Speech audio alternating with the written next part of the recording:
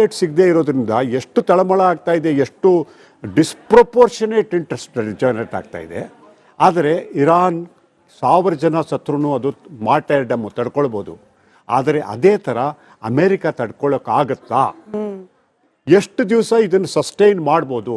ಅದೇ ಕ್ವಶನ್. ಕೊನೆಯಲ್ಲಿ Iran defeat ಆಗುತ್ತೆಯೋ ಇಲ್ವೋ ಅದು ಬೇರೆ ವಿಷಯ. ಡಿಫೀಟ್ ಅನ್ನೋದು ಹೇಗೆ ಅನ್ನೋದನ್ನು ಡಿಸೈಡ್ ಮಾಡ್ಬೋದು.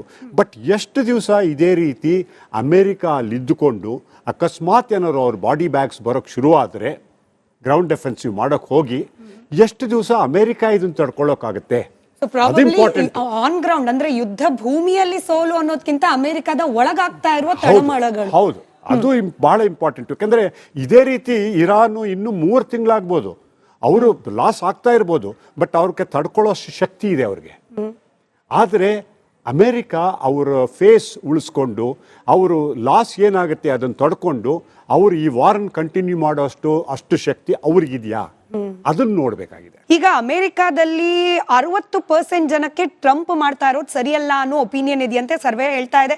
ಅದರ ಜೊತೆಯಲ್ಲಿ ಟ್ರಂಪ್ ಒಳಗಡೆ ನಡೆಸ್ತಾ ಇರುವ ಕೆಲವೊಂದು ಸ್ಯಾಕಿಂಗ್ ಪ್ರಾಸೆಸ್, ಇದರ ಜೊತೆಯಲ್ಲಿ ಅಪ್ರೂವಲ್ ರೇಟಿಂಗ್ ಅಲ್ಲೂ ಕೂಡ ಕುಸಿತ ಆಗ್ತಾ ಇರೋದು, ಯುದ್ಧದ ಸಂದರ್ಭದಲ್ಲಿ ಇದು ಏನ್ ಮೆಸೇಜ್ ಪಾಸ್ ಮಾಡ್ತಾ ಇದೆ ಅಂತ ಹೇಳಿ? ಈ ರೇಟಿಂಗ್ ಇಸ್ ನಿಜ ಹೇಳ್ದಂಗೆ ಅದು ನಿಜವಾಗ್ಲೂ ಕುಸಿತಾ ಇದೆ ನೀವು ಹೇಳ್ದಂಗೆ. ಬಟ್ ಅದು ಯಾಕೆ ಟ್ರಂಪ್ ಅದ್ರ ಬಗ್ಗೆ ಅಷ್ಟೊಂದು ನೋಡ್ತಾ ಇದ್ದಾರೋ, ಇಲ್ಲ ಮಾಗಾ ಬೇಸ್ಡ್ ಅಂತ ಅವ್ರದ್ದೇ ಒಂದು ಟ್ರೂಪ್ ಇದೆ, ಅವ್ರ ರೇಟಿಂಗೇ ನೋಡ್ಕೊಂಡು ಖುಷಿ ಪಡ್ಕೊಂಡು ಕೂತಿದ್ದಾರೋ ನನಗದಂತೂ ಗೊತ್ತಿಲ್ಲ. So but everybody knows that ನವಂಬರಲ್ಲಿ ಇವ್ರಿಗೆ ಭಾಳನೇ ಕಷ್ಟ ಇದೆ ಅನ್ನೋದು ಎಲ್ಲರಿಗೂ ಗೊತ್ತಿದೆ. And Israel also knows very well Trump rating ತುಂಬ ಕುಸಿತಾ ಇದೆ ಅಂತ. ಆದ್ದರಿಂದನೇ ನೆತನ್ಯಾಹು ಈ ಒಂದು ಪಟ್ಟಿ ಇಟ್ಕೊಂಡು ಟ್ರಂಪ್ದು, ಯಾಕಂದರೆ ಈ ನೋಸ್ ವೆರಿ ವೆಲ್ ನವಂಬರಲ್ಲಿ ಟ್ರಂಪ್ ಬರಲ್ಲ, ಟ್ರಂಪ್ಗೆ ಎಲ್ಲ ಹಲ್ಲು ಕಿತ್ತಾಕ್ತಾರೆ. ಸೊ ಅಷ್ಟರಲ್ಲಿ ಏನಾರ ಒಂದು ಮಾಡಬೇಕು ಅಂತ Netanyahu is behind Trump to ಏನೋ ಒಂದು ಡೆಮಾಲಿಷ್ ಮಾಡೋಕ್ಕೆ ಎಲ್ಲ ಥರ ಪ್ರೆಷರು ಟ್ರಂಪ್ ಮೇಲೆ ಹಾಕ್ತಾ ಇದ್ದಾರೆ. ಒಂದು.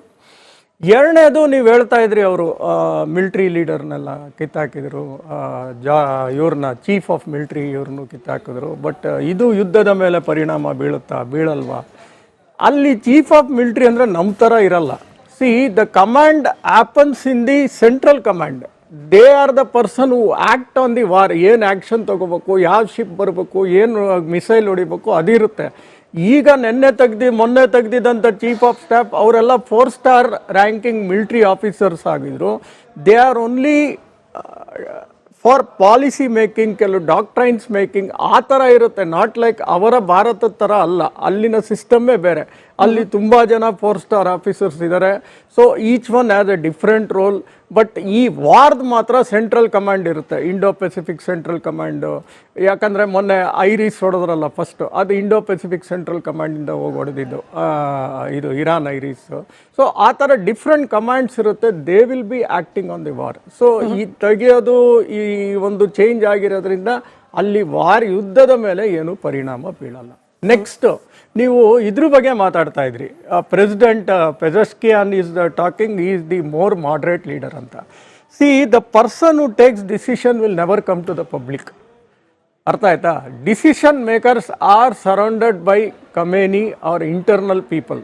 ಅವರು ಡಿಸಿಷನ್ಸ್ IRGC ಅಂಥವರು ತಗೋತಾ ಇದ್ದಾರೆ ಒಳಗಡೆ ಕೆಲವು ಜನ.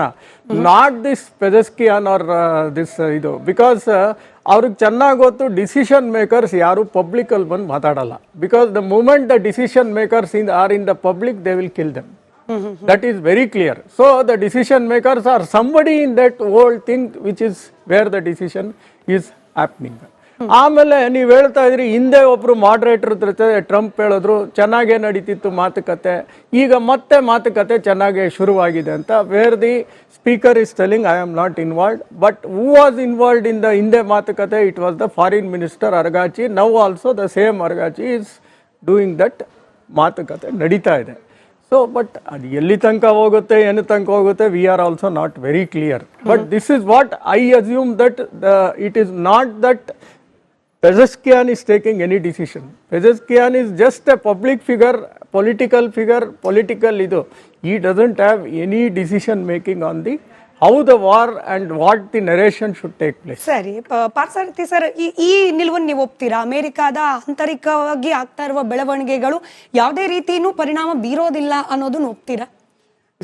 ಕೆಲವು ಸತಿ ಆ್ಯಕ್ಚುಯಲ್ ಆಪರೇಷನ್ ಏನು ನಡೆಯುತ್ತೆ ಅನ್ನೋದು ಒಂದು, ಆಪ್ಟಿಕ್ಸ್ ಇನ್ನೊಂದಿರುತ್ತೆ.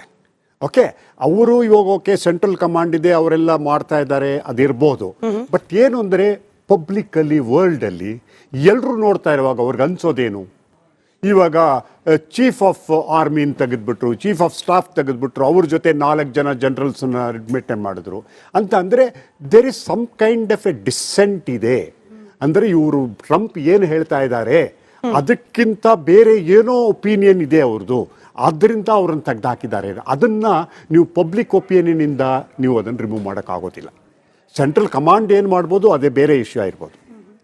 ಎರಡನೇ ಪಾಯಿಂಟ್ ಇನ್ನೊಂದು ಹೇಳಬೇಕು ಅಂತ ಇದ್ದಿದ್ದು, ಇವಾಗ ನಮ್ಮ ಫಾರಿನ್ ಮಿನಿಸ್ಟರ್ ಇದ್ದಾರೆ ಅಥವಾ ಪಾರ್ಲಿಮೆಂಟ್ ಸ್ಪೀಕರ್ ಇದ್ದಾರೆ, there is an understanding I believe. ಏನು ಅಂದರೆ ಅವರಿಬ್ಬರನ್ನ ಮಾತ್ರ ಯಾರನ್ನೂ ಇದು ಟಾರ್ಗೆಟ್ ಮಾಡಿ ಅವ್ರನ್ನ ಕೊಲ್ಲಬಾರ್ದು ಅಂತ. Because they are the people, ಅವ್ರನ್ನ ಒಂಥರ ಆ ಕಡೆಯಿಂದ ಮಾತನಾಡಲಿಕ್ಕೆ ರೆಪ್ರೆಸೆಂಟೇಟಿವ್ಸ್ ಆಗಿ ಉಳಿಸ್ಕೋಬೇಕು ಅಂತ. ನಿಮಗೆ ಗೊತ್ತಿರೋ ಪ್ರಕಾರ ಕಳೆದ ವಾರ ಮಾತಾಡಿದಾಗ ಅವಾಗ ಹೇಳಿದ್ವಿ, ಪಾಕಿಸ್ತಾನ ಮೆಸೆಂಜರ್ ರೀತಿ ಮಾಡ್ಬೋದು, ಆದರೆ ಈ ಟೈಮ್ನಲ್ಲಿ ಇರಾನ್ ಆಗಲಿ ಅಮೆರಿಕ ಆಗಲಿ they are not ready to reach ಯಾವುದೇ ಒಂದು ಕನ್ಕ್ಲೂಷನ್ ಆಗಲ್ಲ. ಆದ್ದರಿಂದ ಆ ಮಾತುಕತೆಯಿಂದ ಏನೂ ಬರೋಕ್ಕೆ ಸಾಧ್ಯತೆ ಇಲ್ಲ ಅಂತ. ಅದೇ ಥರ ಅಲ್ಲಿಂದ ಏನೂ ಬರಲಿಲ್ಲ. ಅದರಿಂದ ಅವರು ಮಾತುಕತೆಗೆ ಜಾಗ ಮಾಡಿಕೊಡ್ತೀವಿ ಎಲ್ಲ ಮಾಡ್ತಿದ್ರು, ಏನೂ ಆಗಲಿಲ್ಲ. ಬಟ್ ಏನು ಅಂತಂದರೆ ಈಗಲೂ ಕೂಡ ಫಾರಿನ್ ಮಿನಿಸ್ಟರ್ ಅರಾಕ್ಚಿ ಹೇಳಿರೋ ಥರ ಡಿಸ್ಕಷನಲ್ಲಿಲ್ಲ, ಬಟ್ ಮೆಸೇಜ್ಗಳು ಬರ್ತಾ ಇದೆ, ನಾವು ರೆಸ್ಪಾಂಡ್ ಮಾಡ್ತಾ ಇದ್ದೀವಿ ಅಂತ. ಅಂದರೆ ಹಿಂದೆ ಮಾತುಕತೆ ನಡೀತಾ ಇದೆ, ಏನು ಮಾಡ್ಬೋದು ಯಾವುದು ಅಂತ. ಬಟ್ ಏನು ಅಂದರೆ ಪರ್ಟಿಕ್ಯುಲರ್ಲಿ ನಿನ್ನೆ ಆದಮೇಲೆ ಪ್ಲಸ್ ಈ ಥರ ಬಾಂಬಿಂಗ್ ಕಂಟಿನ್ಯೂಸ್ ಆಗಿ ಆಗ್ತಾ ಇದ್ದರೆ, ಆ್ಯಸ್ ಲಾಂಗ್ ಎಸ್ ಇಸ್ರೇಲ್ನ ಗೋಲನ್ನು ಮೀಟ್ ಮಾಡೋದಕ್ಕೆ ಅಮೇರಿಕಾ ವರ್ಕ್ ಮಾಡ್ತಾ ಇದ್ದರೆ ಇಲ್ಲಿ ಯಾವುದೇ ರೀತಿಯ ಒಡಂಬಡಿಕೆ ಸಾಧ್ಯತೆ ಕಾಣೋದಿಲ್ಲ. ಒಂದು. ಎರಡನೇದು, ಈ ಪ್ರೆಸಿಡೆಂಟ್ ಪೊಸಿಷನ್ ಲೆಟರ್ ಬರೆದಿರೋದು ಅವರು ಕ್ಲಿಯರಾಗಿ ಅವ್ರು ಹೇಳಿರೋದು, ನೋಡಿಪ್ಪ ನೀವು ಮಾಡ್ತಾ ಇರೋದು ಇಸ್ರೇಲ್ಗೋಸ್ಕರ ವಾರ್ ಮಾಡ್ತಾ ಇರೋದು, ನಿಮ್ಮ ಅಮೇರಿಕಾಗೋಸ್ಕರ ಮಾಡ್ತಾ ಇಲ್ಲ. ಯಾಕೆಂದರೆ ಬಹಳ ಜನಕ್ಕೆ ಯಾತಕ್ಕೆ ವಾರ ಆಗ್ತಾ ಇದೆ ಅಂತ ಅಮೇರಿಕಾದಲ್ಲಿ, ಇಲ್ಲಿ ಏನಕ್ಕೆ ವಾರ ಆಗ್ತಾ ಇದೆ ಅಂತ ಇನ್ನೂ ಗೊತ್ತಿಲ್ಲ ಅವರು. ಪ್ಲಸ್ ಇನ್ನೊಂದೇನು ಅಂದರೆ ನಮಗೇನೋ ತೊಂದರೆ ಆಗ್ತಾ ಇದೆ, ಅದರಿಂದ ನಮ್ಮ ಆರ್ಮಿ ನೇವಿಗಳು ನಮ್ಮನ್ನು ಡಿಫೆಂಡ್ ಮಾಡ್ತಾ ಇದ್ದಾರೆ ಅಂತ ನೀವು ಅಂದ್ಕೊಂಡ್ರೆ, ನಮ್ಮ ಜನ ಕೂಡ ಯಾವುದಾದ್ರೂ ಒಂದು ಸ್ಯಾಕ್ರಿಫೈಸ್ ಮಾಡಬೇಕು ಅಂದರೆ ಆ ಸ್ಯಾಕ್ರಿಫೈಸಿಗೆ ರೆಡಿ ಆಗಿರ್ತಾರೆ, ನಮಗೆ ತೊಂದರೆ ಆಗಿದ್ದನ್ನು ತಡಿತಾ ಇದ್ದಾರೆ ಅಂತ. ಬಟ್ ಈಗ ಅಮೇರಿಕ ಜನತೆಗೆ ಅವ್ರಿಗೆ ಪೆಟ್ರೋಲ್ ಫ್ಯೂಸಲ್ ಜಾಸ್ತಿ ಆಗ್ತಾ ಇದೆ, ಟ್ರಾವೆಲ್ ಜಾಸ್ತಿ ಆಗ್ತಾ ಇದೆ, ಗ್ರೋಸರಿ ಪ್ರೈಸಸ್ ಜಾಸ್ತಿ ಆಗ್ತಾ ಇದೆಲ್ಲ ಆಗ್ತಾ ಇದೆ. ನಾವು ಯಾತಕ್ಕೆ ಮಾಡ್ತಾ ಇದ್ದೀವಿ? ನಮಗದರಿಂದ ಲಾಸ್ ಅಥವಾ ಗೇನ್, ಈ ವಾರಿಂದ ಏನು ಲಾಸ್ ಆಗ್ತಾ ಇದೆ ಅಥವಾ ಗೇನ್ ಆಗ್ತಾ ಇದೆ, ಅದು ಐ ಥಿಂಕ್ ಜನಗಳಿಗೆ ಅದು ಅವ್ರಿಗೆ ಅರ್ಥನೂ ಆಗ್ತಾ ಇಲ್ಲ, ಯಾರೂ ಅರ್ಥನೂ ಮಾಡಿಸ್ತಾ ಇಲ್ಲ. ಆದ್ದರಿಂದ ಇನ್ನೊಂದೇನಾಗಿದೆ, ಇದರಿಂದ ಟ್ರಂಪ್ಗೆ ಇಲ್ಲಿ ಅವರು ನಾನು ವಿನ್ ಆದೆ ಅಥವಾ ಏನೋ ಡಿಕ್ಲೇರ್ ಮಾಡಿ ಹೊರಗಡೆ ಬರೋಣ ಅಂದರೆ ಹೊರಗಡೆ ಬರೋಕ್ಕೂ ಆಗ್ತಾ ಇಲ್ಲ. ಅದು ಮೋರ್ ಇಂಪಾರ್ಟೆಂಟ್,